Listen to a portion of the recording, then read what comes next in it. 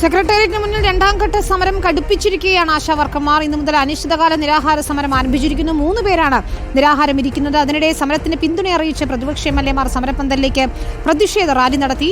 മുഖ്യമന്ത്രി നേരിട്ട് ചർച്ചയ്ക്ക് തയ്യാറാകണമെന്നാണ് പ്രതിപക്ഷം ആവശ്യപ്പെട്ടത്. സുനിഷ അയ്യലൂരുണ്ട് വിശദാംശങ്ങളുമായി സമരപന്തലിൽ നിന്ന്. സുനിഷ, പ്രക്ഷോഭം അതിന്റെ രണ്ടാം ഘട്ടത്തിലേക്ക് കടക്കുകയാണ്. സർക്കാർ കടുത്ത അവഗണന കാണിക്കുന്നു എന്ന് അവർ പറയുന്നു. പ്രഹസനമായിരുന്നു ചർച്ചയെന്ന് പറയുന്നു. ഇപ്പോഴത്തെ UDF എംഎൽഎമാർ സഭ ബഹിഷ്കരിച്ചുകൊണ്ട് മന്ത്രിമാരുടെ മറുപടി ബഹിഷ്കരിച്ചുകൊണ്ട് പിന്തുണയുമായി എത്തുന്നതും നമ്മൾ കണ്ടു.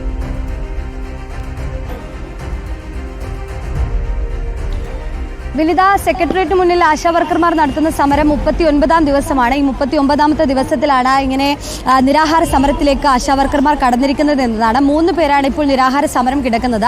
അതായത് ആശാവർക്കർമാരായ 2 പേരും ഒപ്പം തന്നെ ഈ സംഘടനയുടെ ജനറൽ സെക്രട്ടറിയായ ബിന്ദു, ഈ 3 പേരുമാണ് നിലവിൽ നിരാഹാര സമരത്തിലേക്ക് കടന്നിരിക്കുന്നത്. സമരം കടുപ്പിക്കുക എന്നത് തന്നെയാണ് ആശാവർക്കർമാരെ സംബന്ധിച്ചിടത്തോളം ഏറ്റവും പ്രധാനപ്പെട്ട കാര്യം. ആവശ്യങ്ങൾ നേടിയെടുക്കും വരെ സമരത്തിൽ നിന്നും പിന്നോട്ടില്ല എന്ന നിലപാടിൽ ആശാവർക്കർമാർ തുടരുകയും ചെയ്യുകയാണ്. അതിനിടയിലാണ് നിരവധി ആളുകൾ ആശാവർക്കർമാർക്ക് പിന്തുണ അറിയിച്ചുകൊണ്ട് ഈ സെക്രട്ടേറിയറ്റ് പന്തലിലേക്ക് എത്തുകയും ചെയ്തിട്ടുള്ളത്. ഇന്ന് UDF എംഎൽഎമാർ, പ്രതിപക്ഷ എംഎൽഎമാർ നിയമസഭ ബഹിഷ്കരിച്ചുകൊണ്ട് പ്രതിഷേധ റാലി നടത്തുകയും ചെയ്തിരുന്നു. പാളയം രക്തസാക്ഷി മണ്ഡപത്തിൽ നിന്നും ആരംഭിച്ച റാലി ഈ സെക്രട്ടേറിയറ്റ് പടിക്കലിൽ സമരം ചെയ്യുന്ന ആശാവർക്കർമാരുടെ സമരപന്തലിലെത്തി ഇവർക്ക് ഐക്യദാർഢ്യം പ്രഖ്യാപിക്കുകയാണ് ചെയ്തത്. ഒപ്പം തന്നെ മുഖ്യമന്ത്രി ഈ ചർച്ചയ്ക്ക് തയ്യാറാകണമെന്ന ആവശ്യമാണ് പ്രതിപക്ഷ നേതാവ് പറഞ്ഞത്. നേരത്തെ തന്നെ 2 തവണ മുഖ്യമന്ത്രിയോട് ഇക്കാര്യം ആവശ്യപ്പെട്ടിരുന്നു. പക്ഷേ ഇനിയും മുഖ്യമന്ത്രി ഇവരുമായി ചർച്ചയ്ക്ക് തയ്യാറാകണമെന്നും ചർച്ച നടത്തിക്കൊണ്ട് വിഷയത്തിലൊരു പരിഹാരം കാണണമെന്നുള്ള ആവശ്യമാണ് പ്രതിപക്ഷം ഉന്നയിക്കുന്നത്.